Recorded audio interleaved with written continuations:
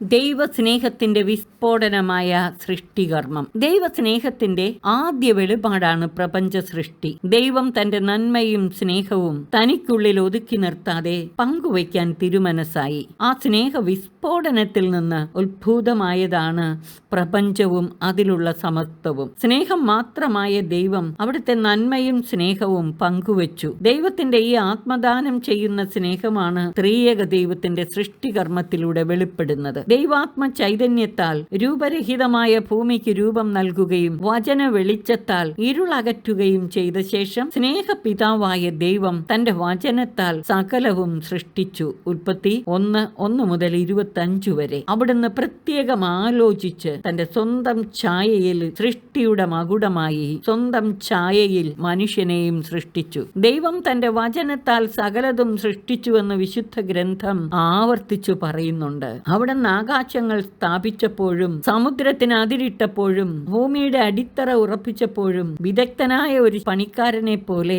ഞാൻ അരികിലുണ്ടായിരുന്നു. സുഭാഷിതങ്ങൾ 8:27-30 വരെ. ആദിയിൽ വചനമുണ്ടായിരുന്നു, സമസ്തവും അവനിലൂടെ ഉണ്ടായി, ഒന്നും അവനെ കൂടാതെ ഉണ്ടായിട്ടില്ല. യോഹന്നാൻ 1:3. അവനിൽ സ്വർഗത്തിലും ഭൂമിയിലും ഉള്ള ദൃശ്യവും അദൃശ്യവുമായ എല്ലാ വസ്തുക്കളും സൃഷ്ടിക്കപ്പെട്ടു. എല്ലാം അവനിലൂടെയും അവനു വേണ്ടിയുമാണ് സൃഷ്ടിക്കപ്പെട്ടത്.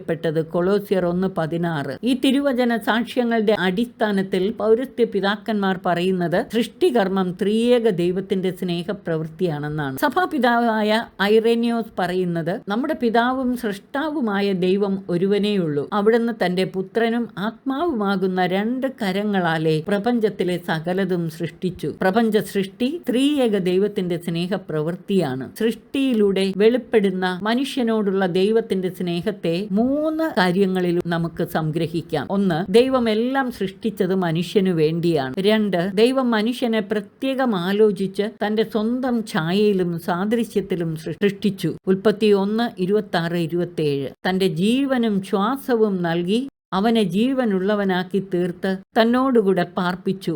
3. അവിടുന്ന് തന്റെ സൃഷ്ടികർമ്മത്തിലും പരിപാലന ധർമ്മത്തിലും മനുഷ്യനെ പങ്കാളി ആക്കി. മനുഷ്യരോടുള്ള ദൈവത്തിന്റെ പ്രത്യേക സ്നേഹമാണ് ഇത് വെളിപ്പെടുത്തുന്നത്. വെറും പൂഴിയായ മനുഷ്യന്റെ മേൽ അവിടുന്ന് ചൊരിഞ്ഞ സ്നേഹം അനന്തമാണ്. സങ്കീർത്തകൻ പറയുന്നത് പോലെ അവിടുത്തെ ചിന്തയിൽ വരാൻ മാത്രം മർത്യനെന്തു മേന്മയുണ്ട്. അവിടുത്തെ പരിഗണന ലഭിക്കാൻ മനുഷ്യപുത്രന് എന്തർഹതയാണുള്ളത്. എന്നിട്ടും അവിടുന്ന് അവനെ ദൈവദൂതന്മാരെക്കാൾ അല്പം മാത്രം താഴ്ത്തി മഹത്വവും ബഹുമാനവും കൊണ്ട് മകുടമണിയിച്ചു. സങ്കീർത്തനം 8:4-6 വരെയുള്ള വാക്യങ്ങൾ.